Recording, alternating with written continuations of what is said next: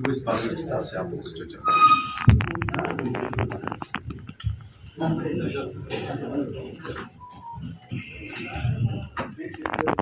10 तारीख को राज्य सरकार की विफलताओं के खिलाफ और केंद्र सरकार की असंवैधानिक नीतियों के खिलाफ कांग्रेस पार्टी जिला संगठन के तत्वाधान में बड़ा प्रदर्शन करने जा रही है। आप सब लोग पत्रकार के साथ साथ इस शहर के प्रबुद्ध नागरिक हैं। जो गंभीर सवाल आज हम खड़ा कर रहे हैं, इस 2.25 साल में शहर ही नहीं, राजस्थान में केवल बयानबाजी और पिछले राज्यों को, सरकारों को आरोपित करने के अतिरिक्त एक नया काम भारतीय जनता पार्टी की सरकार ने कोटा के विकास के लिए नहीं किया। मैं प्रदेश के और राष्ट्रीय मुद्दों की बात करूं उससे पहले यह सवाल करूं, अपने आप को मुख्यमंत्री से भी ज्यादा ताकतवर समझने वाले स्पीकर जी,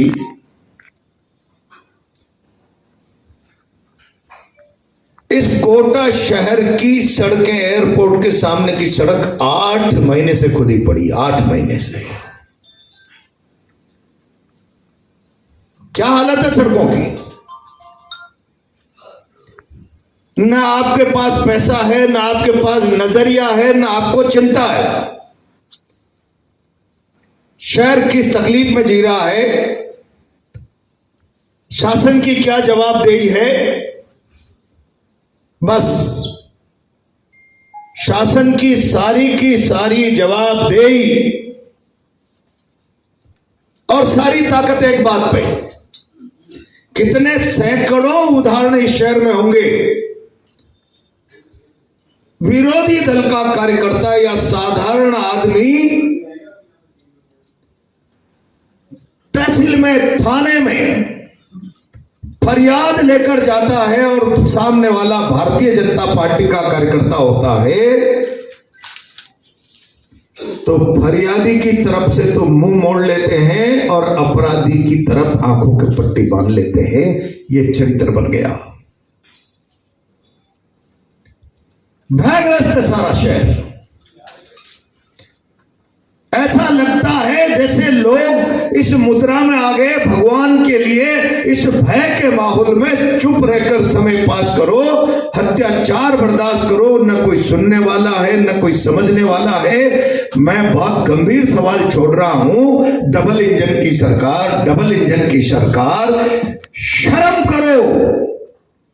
प्रजातंत्र में सरकारें लोगों की सुरक्षा की गारंटी होती है और सरकारें लोगों के दिलो दिमाग पर भय का बोझ बन जाए, संविधान की आत्मा घायल होती है। और इसीलिए पार्लियामेंट इलेक्शन से लेकर आज तक संविधान बचाओ की बात कांग्रेस जो पार्टी कर रही है, क्या गलत कर रही है? मैं बहुत जिम्मेदारी से एक सवाल छोड़ रहा हूं। कोई संविधान से ऊपर नहीं है। इस मुल्क में जितने भी कानून स्टेबल हैं वो संविधान के परियू में काम करते हैं। और जब आईपीसी हो, सीआरपीसी हो, किसी के तहत अगर न्याय और इंसाफ मांगने फरियादी जावे और उसकी अनदेखी कर दी जावे, तब संविधान की आत्मा घायल होती है। संविधान की आत्मा। वोट चोरी, राहुल गांधी जी ने पूरे देश के सामने उदाहरण पेश किया। एक विधानसभा, कौन नहीं जानता, ये चोरी नहीं, ये डकैती है, डकैती। प्रजातंत्र में हम भारत के लोग, we the peoples of India, ये जो सेंटेंस है, इसकी ताकत सारे के सारे संविधान की ताकत आम आदमी में। आम आदमी संविधान की ताकत, और वो ताकत आम आदमी को कब दिखाने का मौका मिलती है? राजनीतिक दल विरोध से ताकत दिखाते हो। आम आदमी को संविधान द्वारा प्रदत्त सारी की सारी मालिकाना हक की ताकत वोट के रूप में दिखाने को मिलती है। कौन नहीं जानता आप में से, जब संविधान की व्यवस्था के उस मालिक को अपनी ताकत का प्रदर्शन करने का अवसर आवे, तब उससे कह दिया जावे वोट सोच समझ के देना, नहीं तो अनंतपुरा की बल्डा बस्ती में बुलडोजर चला दिया जाएगा, स्टेट गवर्नमेंट हमारी है।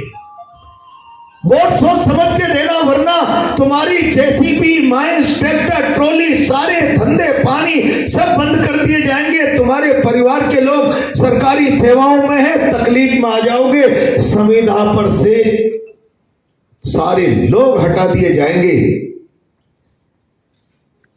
क्या भयग्रस्त करके मत परिवर्तन कराने का दबाव बनाना संविधान की आत्मा को घायल करना नहीं है? छोटे छोटे सोशल मीडिया पे काम करने वाले भाजपाई ये सीख देने की चेष्टा करें संविधान तो बहुत सुरक्षित है। क्या ये सुरक्षित है संविधान?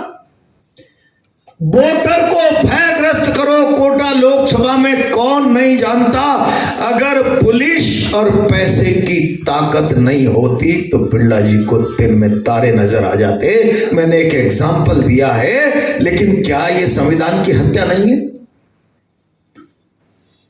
क्या ये परंपराएं संवैधानिक व्यवस्था से ट्रेडिशनली आध्यात्म जो हमारा कॉन्स्टिट्यूशन हुआ करता था, उस परंपरा से चलने वाला भारत राष्ट्र आप ढोंग रखते हो। विश्व गुरु तो जैसे मोदी जी बनाकर ही छोड़ेंगे। मैं पत्रकारों के सामने गंभीर सवाल छोड़ रहा हूं, गंभीर सवाल। 2-2, 4-4, 5-5, 10-10 हजार में वोटों के सौदे। वोट नहीं डालने जाओगे, शाही पहले लगा दोगे, इस बात का पैसा।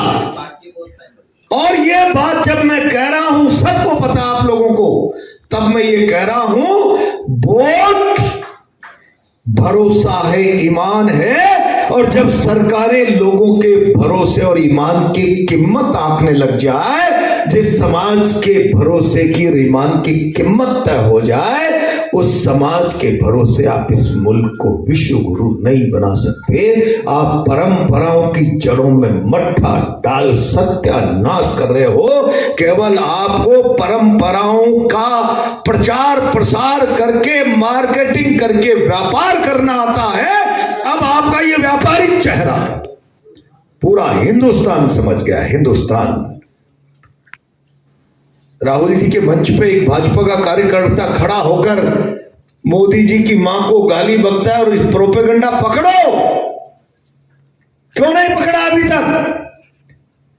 स्क्रिप्ट से आप इस देश को कब तक गुमराह करोगे? कब तक स्क्रिप्ट से इस मुल्क को गुमराह करोगे? भाजपा का कार्यकर्ता। और फिर अगले दिन मोदी जी की बहुत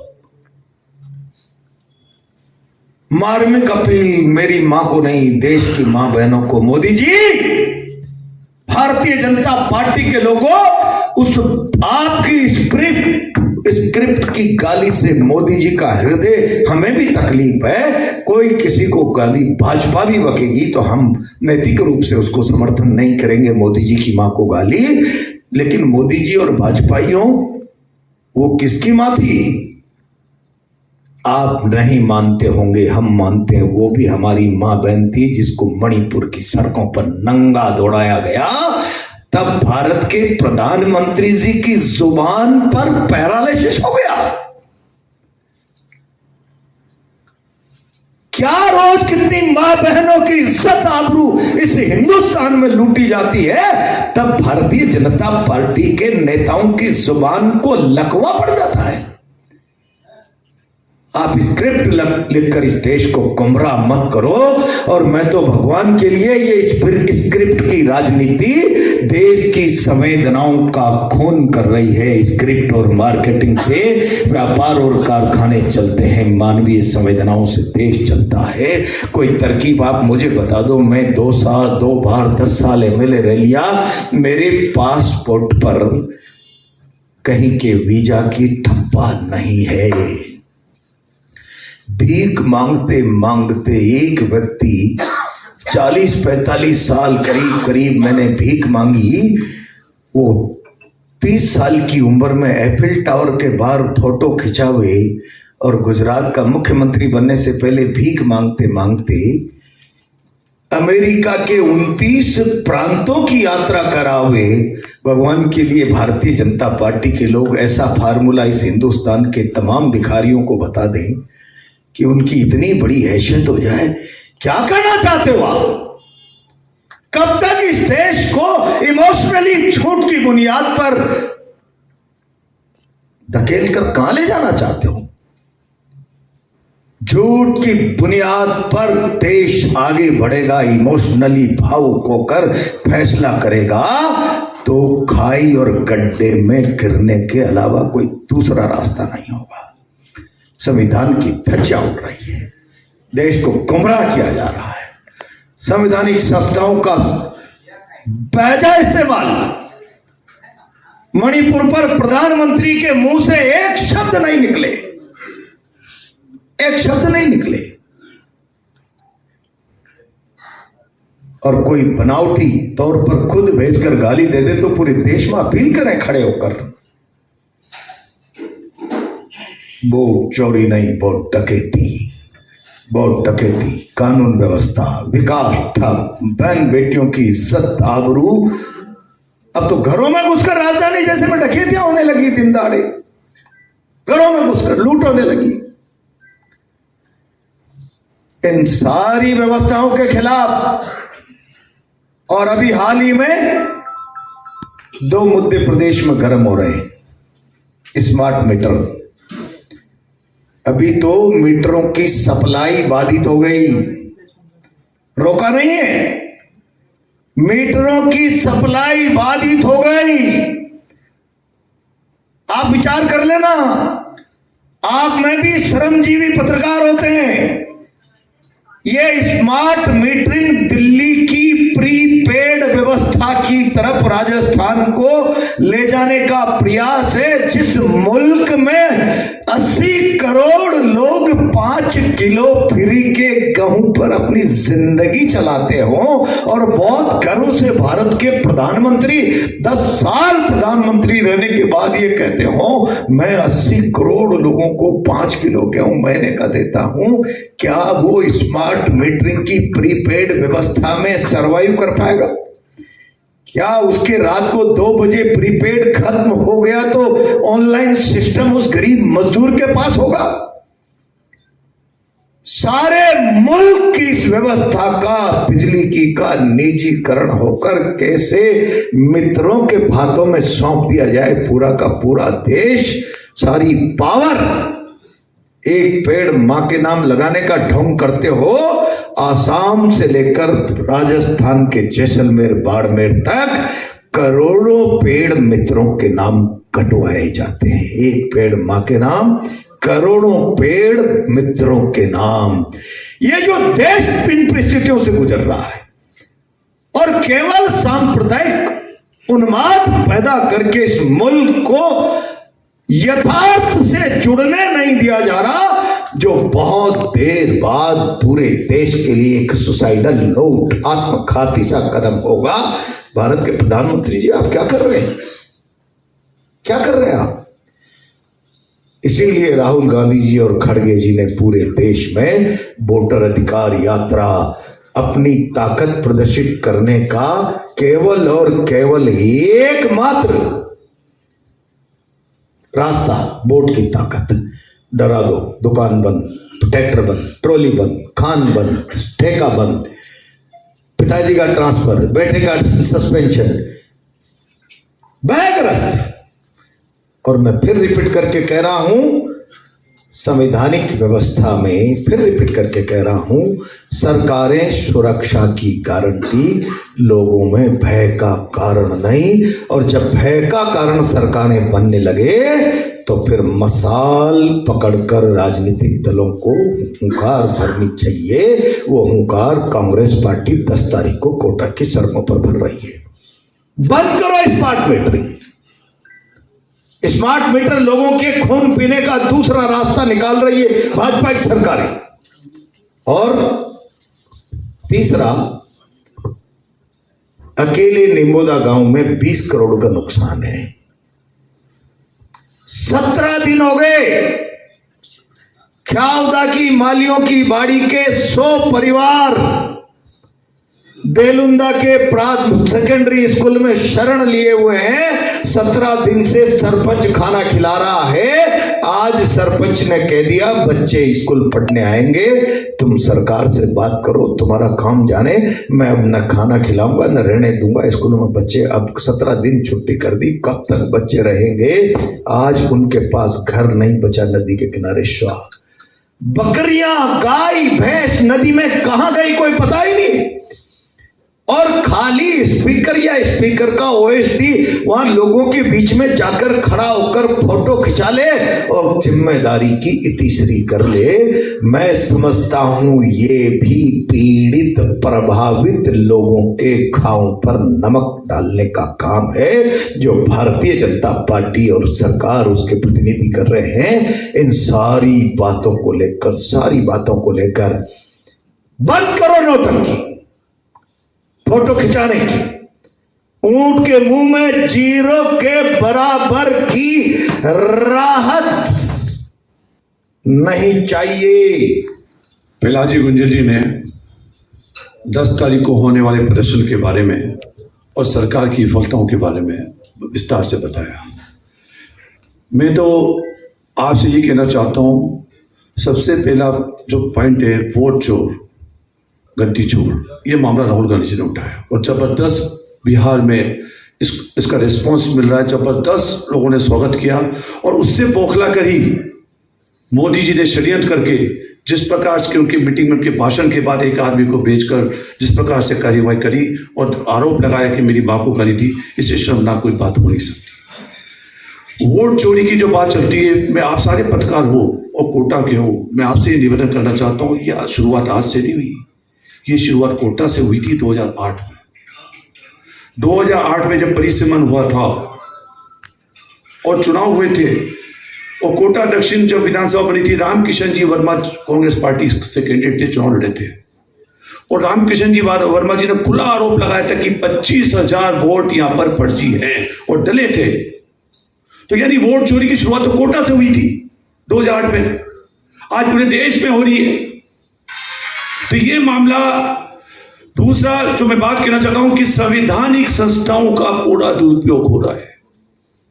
जितनी भी संवैधानिक संस्थाएं ऐसे समझ रखा है कि जेबी संस्था, आप देखिए इलेक्शन कमीशन ने कुछ दिनों पहले वोट चोरी को लेकर कहा तो ऐसे बोल रहे थे वो जैसे वो बीजेपी के प्रवक्ता हो। ईडी का मामला हो, दूसरा यहाँ तक कि आज का तो न्यायपालिका भी पूरा उनका जोर चल रहा है, जैसा चाहते हैं उस तरह के निर्णय हो रहे हैं। सारी संवैधानिक संस्थाओं को जैसा वो चाहते हैं वैसा करवाते हैं। देश में लोकतंत्र खत्म हो गया है। पूरा देश ये समझ रहा है कि लगता है कि एक घोषित आपातकाल लगा दिया है मोदी जी ने, एक घोषित आपातकाल। आप सबका स्वागत है। मुझसे पहले आदरणीय गुंजल साहब ने और हमारे शहर जिलाध्यक्ष त्यागी जी ने जिन मुद्दों को लेके जिला कांग्रेस कमेटी कोटा शहर कोटा देहात द्वारा 10 तारीख को जो आंदोलन रखा गया है उसके बारे में काफ़ी सारी चर्चा करी। ग्रामीण क्षेत्र में स्थिति यह है कि 20 से 25,000 रुपये जुपाई में किसानों ने फसलें मुनाफाकाश करी और 20 से 25,000 रुपये बीघा का ही उन्होंने खाद लिया। खाद भी बड़ी मुश्किल से मिला, खाद लिया, बीज लिया, लगभग 50,000 रुपये बीघा का खर्चा है। अतिवृष्टि की वजह से फसलें पूर्ण रूप से सोयाबीन की तो खत्म ही हो चुकी है। सोयाबीन तो कहीं रहा ही नहीं, 2-5% कहीं बच रहा हो तो बचाओ। और धान की भी स्थिति है कि धान जो डूबा रहा काफी दिनों तक पानी में, तो धान भी लगभग खत्म है। रोज जो सरकार के जो नुमाइंदे हैं, मंत्री हैं, वो कहते हैं कि मुआवजा मिलेगा, लेकिन मुआवजा की अभी तक किसी भी तरह की कोई भी घोषणा स्पेशल पैकेज की नहीं की गई है। सिर्फ अखबारों में फोटो खिंचा रहे हैं। और आज एक समाचार पत्र ने तो बहुत लंबी चौड़ी पूरी एक उसकी वो दी कितना नुकसान किसानों को हुआ है। गाँव में सड़कें टूट चुकी है। और इसके विपरीत जाके मुआवजा तो देना दूर की बात, आपने भाई साहब ने निमोदा हरी जी की बात करी। निमोदा हरी जी गाँव में कम से कम 250 से 300 दुधारू पशु पानी में बह गए बाढ़ में। उनका ना तो कोई सर्वे हुआ ना किसी तरह का हुआ। प्रशासन सिर्फ एक ही काम कर रहा है कि किस तरह से कांग्रेस के जो जिम्मेदार लोग हैं उनको कहीं ना कहीं उन पर मुकदमे लगाए जाएं। पुलिस का इस्तेमाल करके हमारे पूर्व मंत्री भरत सिंह जी के ऊपर झूठा मुकदमा एसीबी का एक दर्ज किया गया। और जब वो अस्पताल में तो झूठी वाई लेने जिन्होंने मुकदमा दर्ज किया वही मंत्री वहां पहुंच गए कि एक सहानुभूति लेने। ड्रामा। स्मार्ट मीटर का मामला जबरदस्त है। अभी सुल्तानपुर में लगाए, लोग विरोध कर रहे हैं। हम देखते हैं स्मार्ट मीटर में जब जेके लोन अस्पताल का बिल ही 2 लाख से बढ़ के सीधा 22 लाख आया है, तो स्मार्ट मीटर तो आम आदमी का तो खून पी जाएगा। क्या जरूरत है स्मार्ट मीटर की? कांग्रेस ये जो पहले जब पूर्व में जो बीजेपी सरकार थी, वसुंधरा जी जब सीएम थी, उस जमाने का एमओयू हुआ है। और कांग्रेस गवर्नमेंट ने जब गहलोत साहब मुख्यमंत्री थे, भंवर सिंह जी भाटी ऊर्जा मंत्री थे, इन्होंने 5 साल तक टाला है। क्या कहीं इसमें बहुत बड़ा कमीशन का खेल है इसलिए ये स्मार्ट मीटर लगा रहे हैं? तो स्मार्ट मीटर का पूर्ण रूप से कांग्रेस पार्टी विरोध कर रही है। और स्मार्ट मीटर वालों को गाँव में नहीं घुसने दिया जाएगा, उनको भगाया जाएगा। और इन सभी चीजों को लेके, मुद्दों को लेके दिनांक 10 तारीख को कांग्रेस पार्टी का एक बड़ा प्रदर्शन होगा, जिसमें शहर के देहात के कार्यकर्ता शामिल होंगे और हमारे प्रदेश के नेता आएंगे। और इस पत्रकार वार्ता में आप सब पधारे इसलिए बहुत बहुत धन्यवाद।